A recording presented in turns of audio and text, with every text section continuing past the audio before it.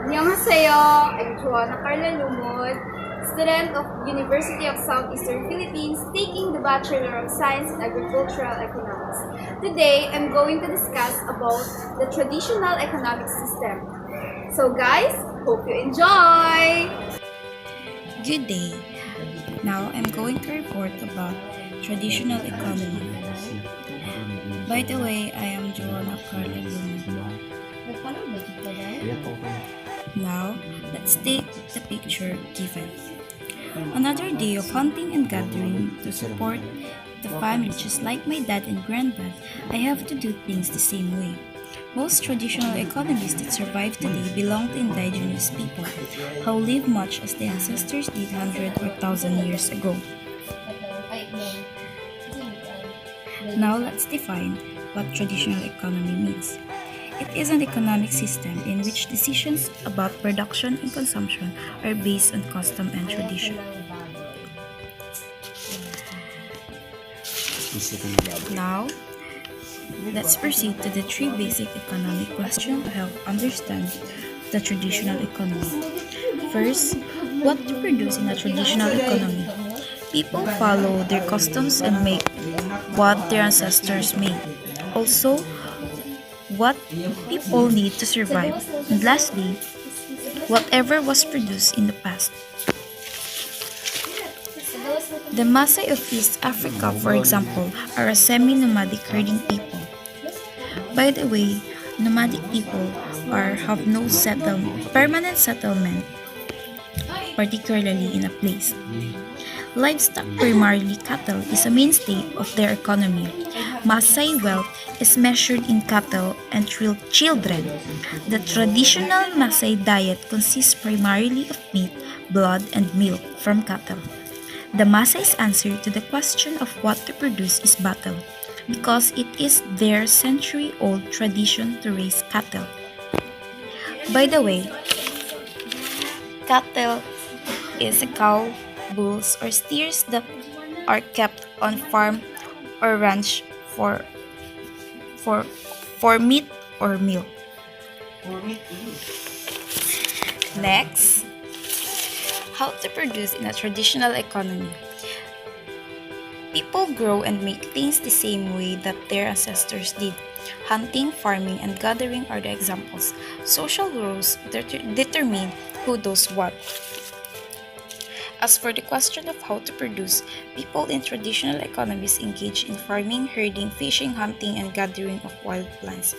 Exactly who does what is determined by social customs.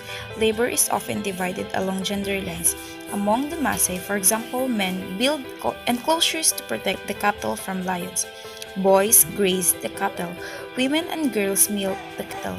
Among the Khoisan, people of the Kalahari Desert in southern Africa, men hunt and women gather. People often perform the same type of work as their parents and grandparents, regardless of ability or potential. Next is for room to produce in traditional economy. People in the village who need them and make their own products. Lastly, whoever usually receive products will receive them again. For room to produce is another question decided by tradition. Social hierarchies plays an important role. A good illustration of this is the way meat is distributed among the Khoisan people of the Kalahari Desert. After a hunt, the kill is divided up, with a large share going to the hunter. He gives some to relatives, and they give part of theirs to other relatives, all according to the accepted social order. In the end, everyone gets enough to eat. Now let's perceive the characteristics of a traditional economy. First, traditional economy centered around family or tribe.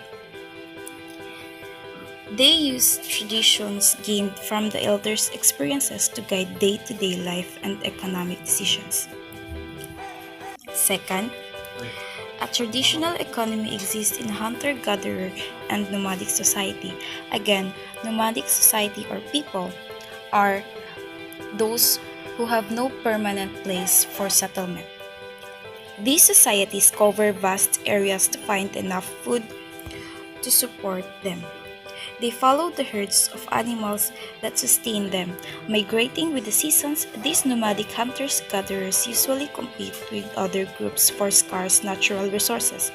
There is little need for trade since they all consume and produce the same things.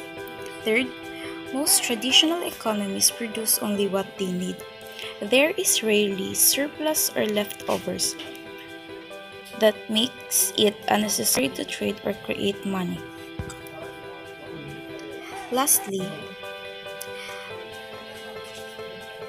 let's take muna the example. Let's take first example.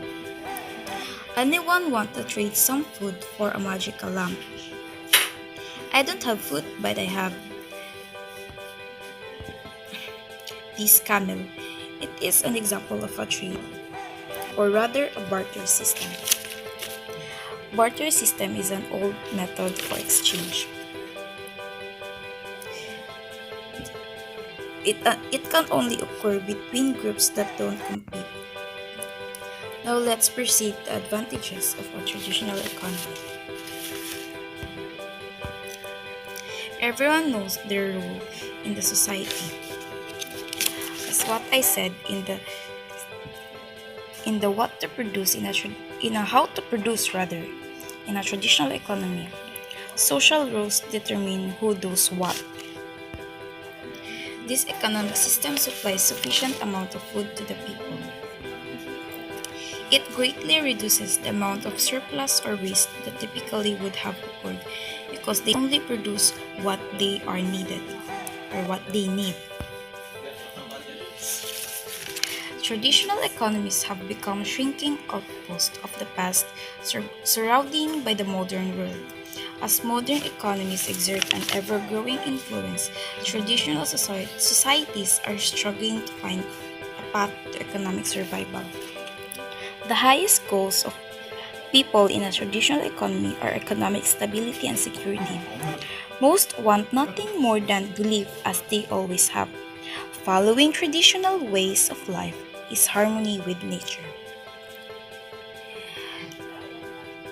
Again, that's all. Good day.